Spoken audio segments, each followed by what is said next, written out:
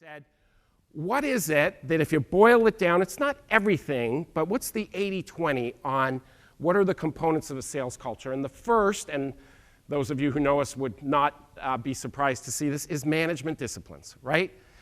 Within a sales organization, to have a great sales culture, you need sales meetings. You need one-on-ones. You need pipeline reviews.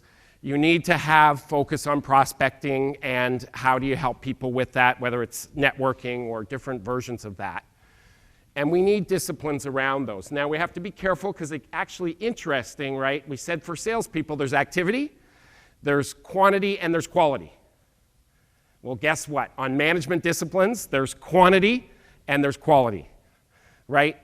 Working with a large bank right now. I met with one of their senior people. They have lots of bank branches across Canada.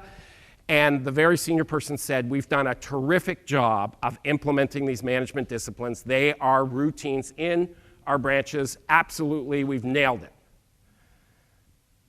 And then she paused. And she said, now what we've got to work on is quality of these, because we're having team meetings and we're having huddles at the start of the day, but they're not at the level that's high enough that's going to make us productive. So how do we think about quantity and quality? And it's almost everything that our sales teams do, our sales managers, we can do the parallel, right? We need salespeople to do the activity. We need sales managers to do the activity, right?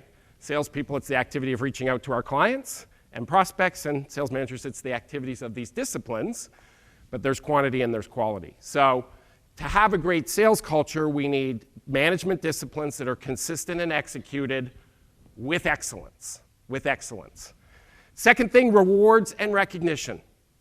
And this one, I remember a few years back, I was working with a commercial real estate firm, and we were talking about sales culture, and we were talking about reward and recognition. And the great news is we have systems, and we have email, and we have computers. The sad news is it has pulled us away from all kinds of opportunities for reward and recognition. Because I started at Xerox, and I'm not going to say how long ago, but it was a while back. And, we used to get together all the time as a team and as a district, and because we couldn't go on our system and look at our results, right? We actually had boards outside of our sales managers' offices that we went to, and when we got a deal, we went up and wrote our deal, right? We wrote the name of the client and how much it was and what we sold, what piece of equipment we sold, right? And so guess what happened, right? I get a deal. I'm in a branch with 40 salespeople, and you're like a peacock. You strut down the office, right? You go up to the board, you look around for the marker, you make sure it's a good one, you're stretching, right? And as you do this, a few people gather around, and your manager walks out of their office because the board's outside their office. And guess what happens? Reward and recognition. It was built in, right? Just the fact that I got to go down and write, I was getting reward and recognition. Today, what happens?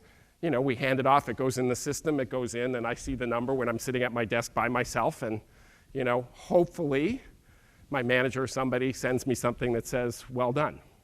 So I give that story because I think when we go out, and we do incredible work in our office around reward and recognition, and we just did a survey, and what do I see in it? We do well on reward. We could still do more. And so this one, we have to work harder at, and I encourage you to think about in your organization. But the harder at it, what we also have to do is systematize it. Because what I see is there's organizations which we do well on this for 3 months or 6 months as we try to rebuild the sales organization. Then we start hitting our numbers, and it goes away, right? Because it's not built, we don't have walking down the hall at the Xerox office anymore. So we have to think about this. So something to think about in your organization. Third, people development. Sales is changing, right? I walked around this morning, and I probably said hello to 30 or 40 people. And it didn't matter whether I was talking to someone here in banking or real estate or finance or pharma.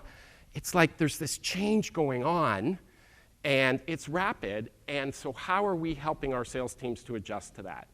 And so we believe a great sales culture is not saying we need our people to perform right now. We need our people to perform in the future, and so we have to think about those disciplines and those rewards around what are they doing now, but we've got to be developing them for a year from now or 2 years from now.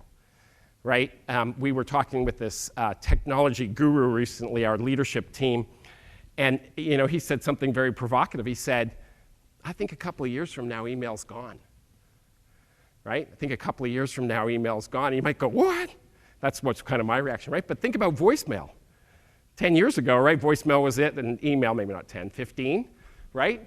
So we've now got all kinds of ways, and think about that, those in the room who have children, how are they communicating, right? Send them an email, what's your chance of a response? Right? What's your chance of a response? Now, go on Facebook, and you'll probably hear from them in moments. So, people development, how are we preparing them for where we're going, not where we're sitting? And the last piece, and I've referenced it a lot this morning, systems, tools, CRM, my belief is these are unbelievable. You've heard me make a few comments about it, but I just like systems. It's so incredible what they can do for us. And to have a great culture, they have to be used correctly. So first, we have to get people using them. And I would say we've made great progress on that. And then we've got to get people using them correctly and efficiently and effectively, both at the sales level and at the sales management level. So if you put this picture together, right, what you see is we know what we have to measure, right?